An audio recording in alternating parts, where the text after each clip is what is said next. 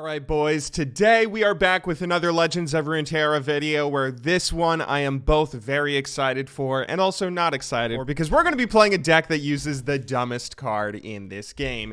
That card I'm referring to is the Harrowing. I have lost so many games recently to this card. This is a 10 mana spell. It's a slow spell, but it will you'll revive the 6 strongest units that have died this game and grant them Ephemeral.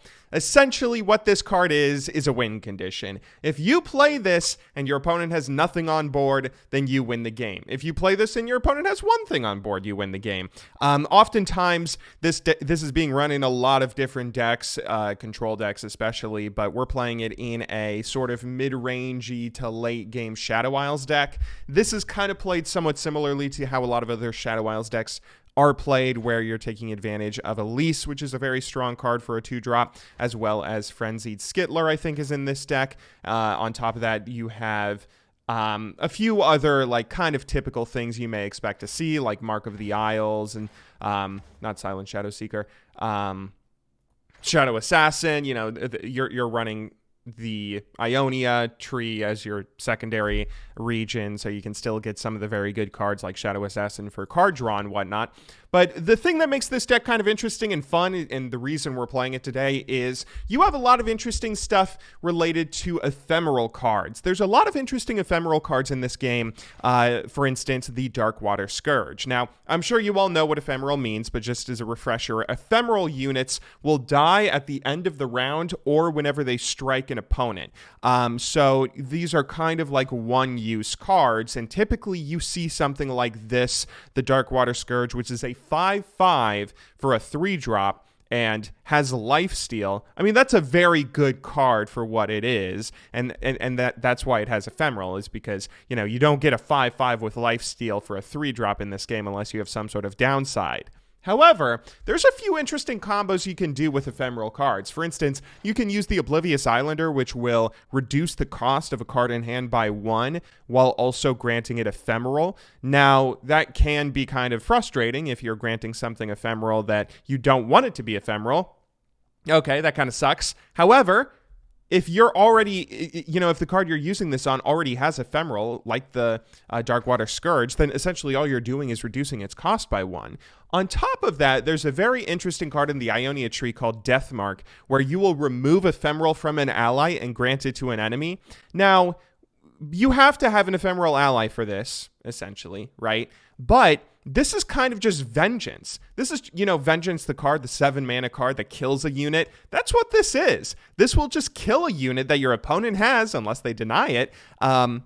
And it's only a 3-mana drop. Again, it's not really a 3-mana drop because you have to have an ephemeral ally. But hey, you can have like a 1-mana or 0-mana ephemeral ally from the Oblivious Islander, and it turns into a very easy way to kill some very strong and scary cards you may be going up against. And on top of that, you're getting a huge bonus if you're removing ephemeral from the Darkwater Scourge. There's also an interesting card in here that's a 2-drop Silent Shadow Seeker.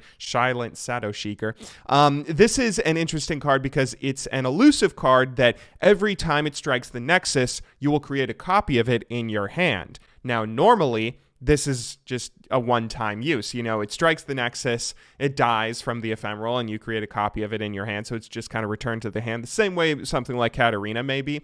But if you remove the ephemeral from it, then every time it attacks, if your opponent doesn't have anything to do with it, then you're just consistently making more and more Silent Shadow Seekers, which is a really interesting play. I like this deck because it has some interesting combos that you don't really see that often. I've tried it a little bit here and there, and I have struggled with it, but you have a number of different win conditions. Thresh, if he levels up, is essentially a win condition. Hecarim is someone that you can try and use to rush your opponent down. You can use Rekindler to get Hecarim back if your opponent deals with him. And after, you know, if you get to the late game and a million things end up dying, like multiple Hecarims and whatnot, then you can just use the Harrowing to bring them all back. So a lot of different win conditions and fun combos. Let's see if we can pull some of them off in game number 1. Oh boy, looks like we're up against the elusive Rush deck. This is the best deck in the game right now, and honestly, I'm kind of scared. We will remove everything except for Shadow Assassin because I want to get some early drops. Yeah, that Freljord Ionia with only Zed, that is the stupid thing that is not fun to deal with. But hey, we're getting some of our early elusive cards. That's pretty nice. I'm a little upset that we don't have a 2-drop. We're going to have to pass again. Hopefully he doesn't have a 2-drop. Oh. He should have dropped something at this point. What does he have? Does he have nothing? Oh, okay, here we go. Here's a fun combo. Let's play Darkwater Scourge and Deathmark. Kill the Zed, get an early 5/5 with a lifesteal out. Boom. He should not have anything to deal with this. He does not have... The Zed dies. He does not have enough mana to deny. He does deal some damage to our Nexus, but honestly, who cares? And now, attack with him. Heal our Nexus back up. Oh, that feels so good. See, that's the kind of combo you can pull off with this deck. It's a fun combo, and it's one that's very interesting how it works and whatnot. But yeah, let's go ahead and play a Shadow Assassin here just for some card draw, see what else we get. I don't think I want to use the Darkwater Scourge and Deathmark on a 2/2 with, you know, with lifesteal. I can just trade that into the Shadow Assassin here. Okay, he's going for the Kinku Wayfinder. He gets the thing to work. I think right here I'm going to do a Frenzied Skittler just because this is, you know, using this on 4 cards that my opponent has is very useful. This kind of prevents him from attacking this turn. Yeah, so he will just be content with ending the round. I'm going to put Elise out.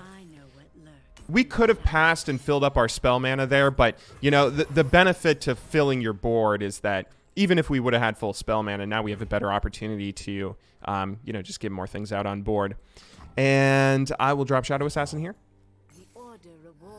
So now we're getting into a really interesting part of the game where, yes, we want to start seeing stuff like Thresh. We're on turn 6, so we want to see Thresh, we want to see Hecarim, we want to see various different cards like that and start transitioning a little bit more into the mid to late game with our cards, especially going up against something that's as early game focused and rush heavy as this Ephemeral deck. Or, yeah, not the Ephemeral deck, the Elusive deck. So we'll see. But good to see the Thresh draw. We do... Yeah, the first time Thresh attacks when he's leveled up, he will summon, I think it's like the strongest attacking champion from your deck. I think he summons Hecarim more often than he summons Elise. I don't know if he actually summons Elise at all. Anyway, though, we will go ahead and attack here. Getting him down pretty low. Healing ourselves back up to full health with the Nexus, and we have complete board control. Another cool combo that I didn't actually get to mention in the intro is that you can also use Mark of the Isles, granting something ephemeral, and then remove the ephemeral thing from it. And then that will keep the Mark of the Isles buff, because this is grant an ally +3/+3 forever. Normally it dies at the end of the turn because of the ephemeral, but... Uh-oh. Actually, that's not an uh-oh. We're fine. Do we put Thresh out here? Kind of want to. Let's just put another Shadow Assassin out, maybe. Well, we don't need to. Maybe do another Darkwater Scourge.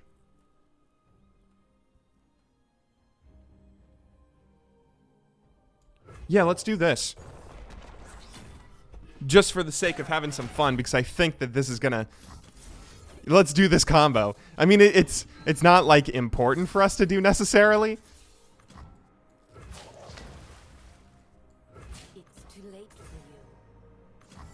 Yeah.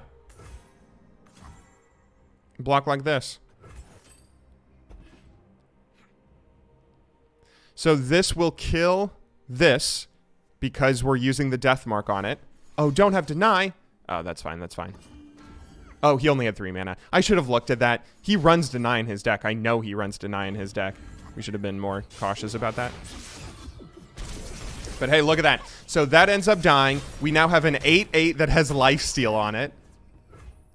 And may as well drop Shadow Assassin now.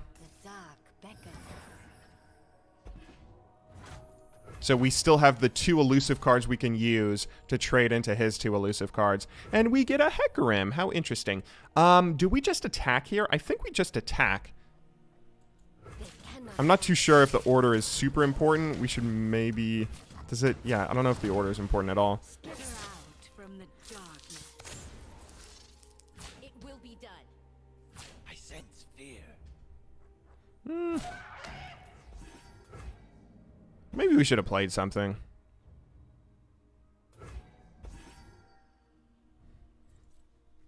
Yeah, maybe we should have played something.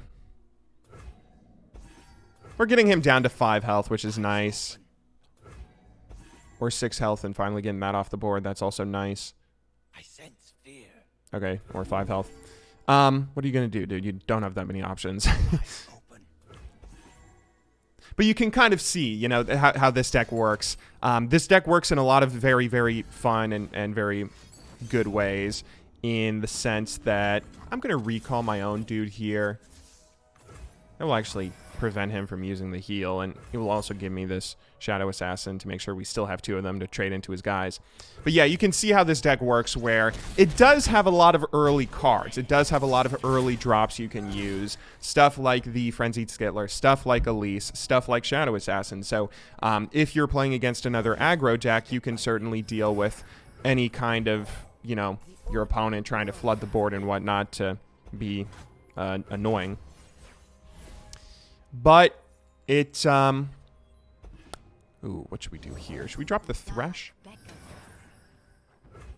Or the Hecarim? Maybe do the Thresh. Yeah, you can see, though, how this is a deck that, even though it does have a lot of early game strength, it transitions much better into the mid and late game. And he shouldn't have a way to win on this turn. He has a lot of elusive cards, though. I mean, props to him for all this.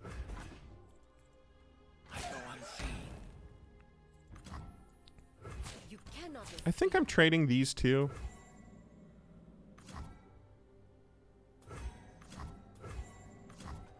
I'm more worried about his lifesteal than I am anything. I'm not really worried about his damage. We have an 8 power thing with a lifesteal. And we also have a second Darkwater Scourge we can just put down and attack with. The only thing I'm concerned about is him buffing various different cards for the sake of trying to, yeah, lifesteal. Anyway, though, this looks like it's going very well here. He will get us down to 8 health, but he's also down to 8 health. And I will just pass here because I don't have a play. Now I'm going to play the Hecarim, I think.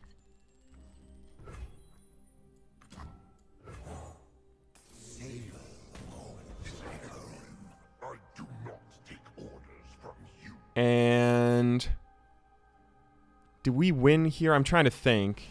Is there anything he could do? He could recall him. That doesn't really change anything, I don't think. Let's actually do this. Sure is dark, eh? Yeah, that was dumb. I should probably use him on that. But I'm thinking attack with the Silent Shadow Seeker. That kind of forces him to trade one of these guys into it. I can also use Thresh to pull him, but I'll want to do that at the very end. I don't know if Thresh levels up in the middle of a fight, if that summons an attacking champion. Probably not. How's the phrasing go? The first time I attack this game, summon another attacking champion from your deck or hand. Yeah, if it's like the middle of an attack, I bet that active doesn't go off. I'll take it from here. Okay, that's a little bit spooky, but not really the biggest of deals. But let's put down the Darkwater Scourge, actually, because now I'm a little concerned that we should maybe be focusing on healing up.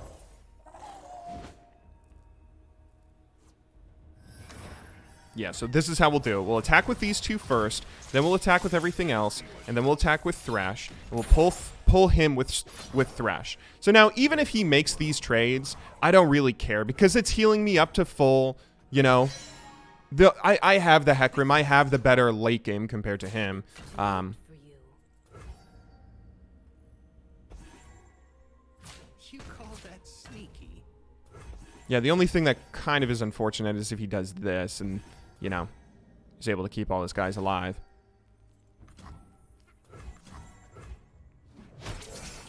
But we still have this guy, of course. We heal ourselves back up to full. That also levels up Thresh. So I hope this doesn't count, actually, because we have a full board now. Okay, it doesn't seem like it counts. Alright, that's good.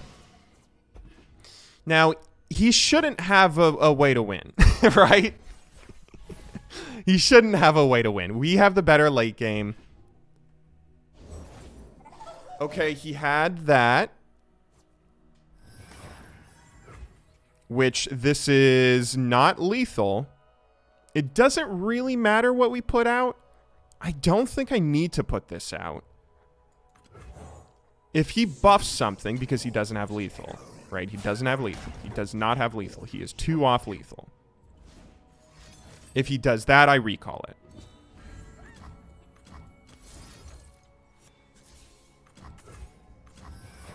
it. And he obviously does not have deny. There's nothing he should be able to do to win the game here, because the next time we attack, we'll attack with a Hecarim. Thresh will summon another Hecarim. We'll also attack with the Darkwater Scourge, and he shouldn't have a way to stop him from healing me up pretty massively, and that should be game. There we go. He gets the surrender in. Good game, well played. So you can see how this is a fun deck. I'm personally speaking, I'm having a lot of fun playing this deck just because of the versatility of it. Again, this is kind of one of those decks where you know, if you go up against other early game decks that are trying to do various different combos and aggressive plays early on, you can deal with that fairly easily, but you can also play this more into the mid-range or more into the late game even against control decks and still do very well. Let's go ahead and play another game and see if we can get another win. All right, an Elise Darius aggro deck, I'm assuming, and ooh, this is kind of interesting. Let's keep the 2 Oblivious Islanders and see if we can get something that's ephemeral. I really hate it when I get stuck with these in my hand and I don't have an ephemeral unit to use them on. That's not good. You won't get past me. I'm going to use one of these guys on the other just to block him because I know this is an aggro deck. I know this is the Elise Darius aggro deck where this guy wants to rush me down as soon as possible, and preventing a Legion rear guard from attacking on turn 1 is pretty huge. I hate to use one on the other. Ooh, okay, that's interesting. That's interesting. Let's just attack with him and then chill.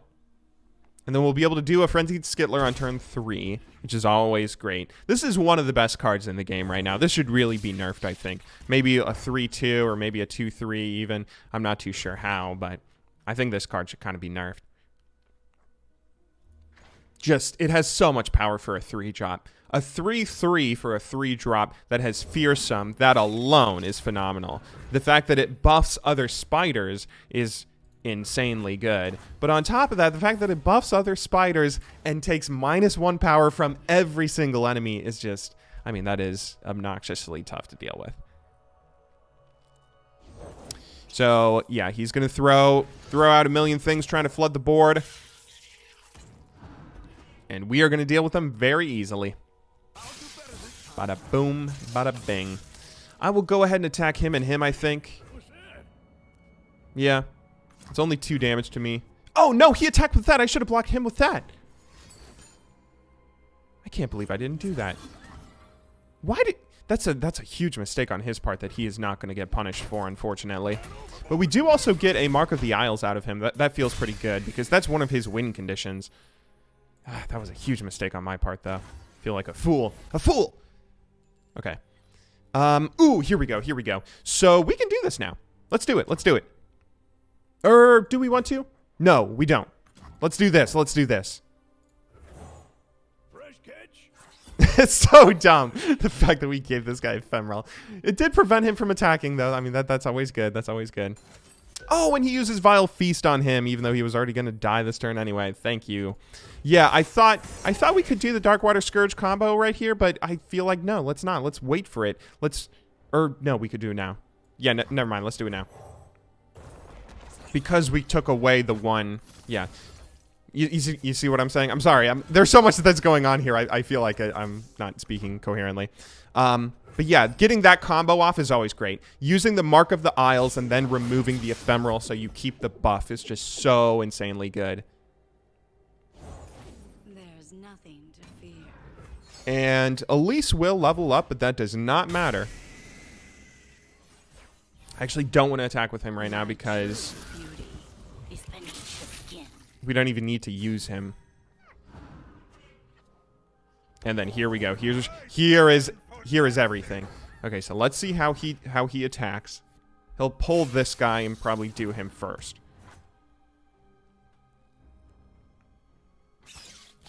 Yeah, that's what he should do at least.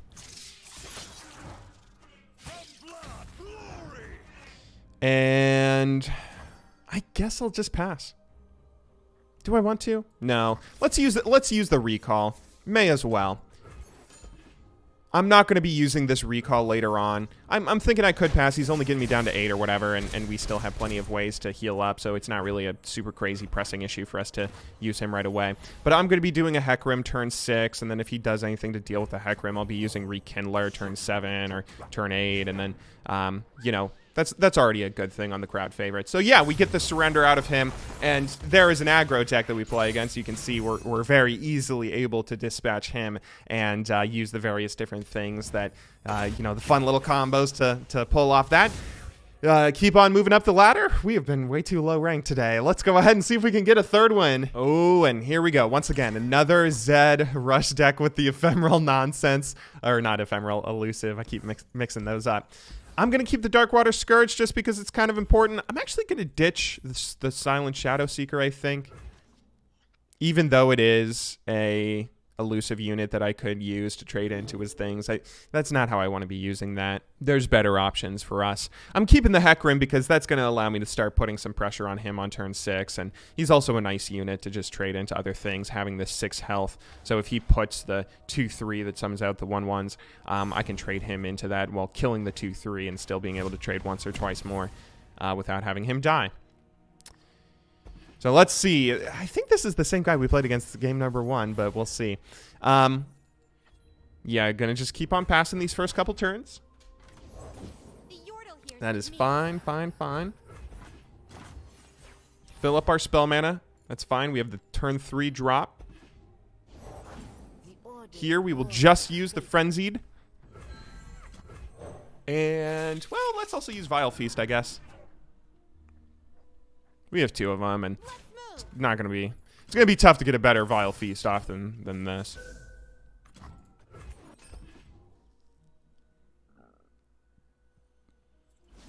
Ooh, what's that? Oh, Elixir of Iron. I did not think about that. All right, you got me. You got me. Well, we get an early Elixir of Iron out of him. That's good. That's kind of what you want to do anytime you play a deck that's like this. Oh, here we go. We can maybe level Elise up here. Oh, that hurts though.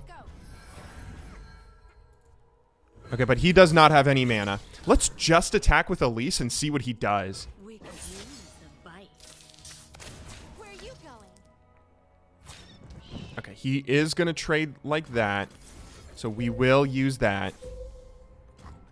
But then that'll be enough. Yeah, because we could have, I guess we could have attacked with the Frenzied. If we attacked with the Frenzied, then that, he did not have a trade that could have killed that. So we probably should have. But we do get the 3 spiders. That levels up Elise. One of the things that makes Elise such a good card is that, you know, she is obviously very scary on her own. No pun intended. It's Shadow Isles. Oh, it's spooky. But you know what I mean? She is obviously, like, very scary as a 2-3 that every time she attacks, she creates a 1-1. That's something that is not ever really easy to deal with. But on top of that, she's also scary in the sense that she's, I mean, that level up is huge. Elise is an interesting card because she's someone that you can be very terrified of what it is she's going to be able to do. Just as a 2-3, and you can be very scared if you're playing against her if she levels up. But if you're playing her yourself, then, I mean, you don't even care if she dies. If your opponent ends up using multiple spells to kill an Elise to prevent her from leveling up and, you know, remove the spiders from the board and whatnot, you don't even care about that. It's a really interesting card, I think, a really interesting setup. Anyway, let's go ahead and start attacking. I think we are going to attack with... I don't know how many things, but let's just do this. Let's just do this so we can still get the 2 ephemeral boys attacking. And we clear his elusive unit and set up really nicely. He's also using multiple jeweled protectors on something in hand. I'm not too sure if he used both of these on the same card, but if he did, we can use Wool of Ionia to remove. And so here we go. The first time we played against this deck, we kind of just went for the heals and stuff, right, to survive his damage and then eventually outpace and outscale him with tempo in the late game. But we're doing a kind of different win condition this game, where now we're a little bit more focused on using the challenger spiders to pull the elusive cards and anything that he might try and be aggro with. All right, so what are you going to do here, friend? I'm actually going to sacrifice this spider just because I know he is the more aggro deck, and this is a pretty solid trade.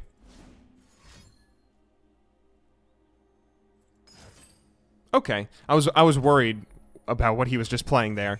This doesn't matter because I can just play him again.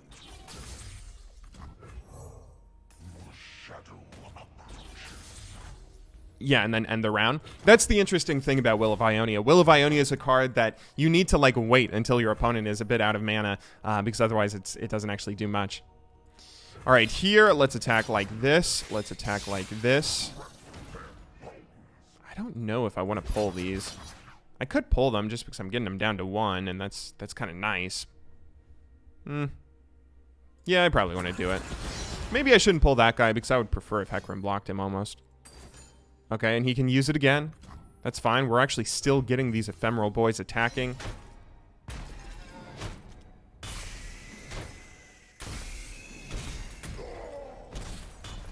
And if anything, we're on the aggressive here. You know, that's the fun thing about this deck, is that we are being so aggressive to him. And if he, you know, if he was playing Shadow Isles and just threw out the Ruination right here, that would be good for us, because we can, on turn 10, throw out the one dumb card that just wins the game for us, you know? That's the interesting thing about this deck, is that you have so many different options in terms of how you can, or how you want to set things up to win the game. Okay, so he got buffed by Omen Hawks. He is not who these guys were buffing. Let's use him on a Darkwater Scourge. I do want to wait until I get the thing with Darkwater Scourge. Darkwater Scourge, we can keep this in our hand forever. We're still at 17 health. We don't have to worry about using him. That is the big thing he was buffing. And he used both Jeweled Protectors on it.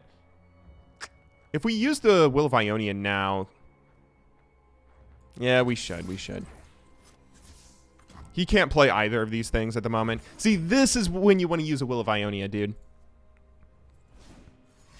Oh, is he going to deny that? Okay, fair enough. So he can heal up some here. Interesting. He has lifesteal options. We have lifesteal options. I don't want Elise to die. Obviously. I can't block this. I don't want Elise to die. Oh, shoot. I'm actually low now. You did a lot of damage. Do we just go and try and win? Oh, okay, there's our win condition. So hang on.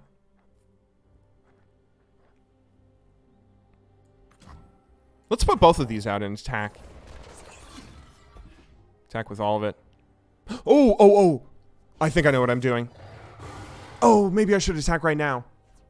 No, I think I need the extra damage. I really wish I had something to keep these guys alive. They picked the wrong row.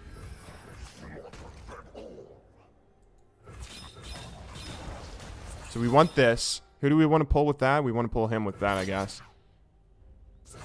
And then see how he defends this. What I'm thinking is if he tries to use the Lifeblade to heal up. I didn't even think about doing that and then getting the buffs on these guys. That is beautiful. That is an amazing synergy. Dude, you never even play Hecarim expecting him to level up. But that's just perfect. Yeah, what I'm thinking, though, is if he tries to set himself up to put the Lifeblade there to heal himself, I could glimpse beyond that, right? Although that's not going to do anything. He's at 5. Yeah, that's not going to do anything. I don't think I want to use Glimpse Beyond here, do I?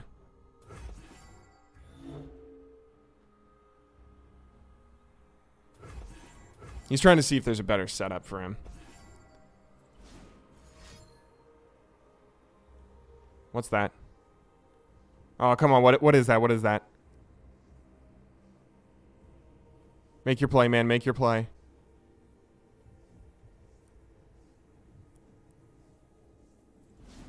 He's using both of his cards. Really? Okay, well, I'm going to use this. Lisa's going to die anyway. That kills him off. Yeah, let's do this.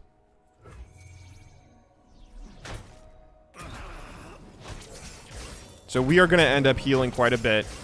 It's not going to be as much because Hecarim did take the buff away. Or him healing with the Hecarim. Or, yeah, Hecarim took the buff away from my healing guy, so I don't heal as much. Oh, look at this. We have the late game, right? There's no way we lose this. I'm going to use this. I'm at 10 mana. I'm at 13 mana right here. I should use it. Okay, perfect. Put one Hecarim out. End the round. And then I think we use Harrowing and attack.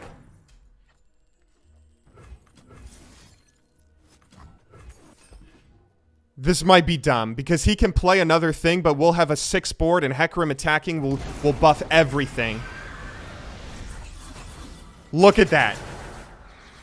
Does he have it? Oh, and we got the Elise. We can challenge him at the end and win. That's game, right?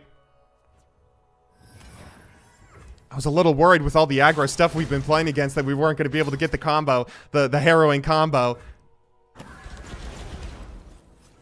That's game. There's nothing he can do to block. He needs to block 2 things. And even if he does, this heals us up back to full. What's his last card? Yeah, that's not enough. Good game. Well played. So this was a really fun game. I had a lot of fun playing this. And you can just see how this deck has so many different strengths. So much versatility, so many different ways that you can play it. It's a fun deck to play and something that works very well on ladder. As you can see, we just won 3 games in a row with it, although 2 were against the same deck. Anyway, though, I hope you guys all enjoyed watching today's video. I will be back, of course, with more Legends of Runeterra content tomorrow. But until then, thank you very much for watching this video. Good luck in solo queue, and have a wonderful, wonderful day.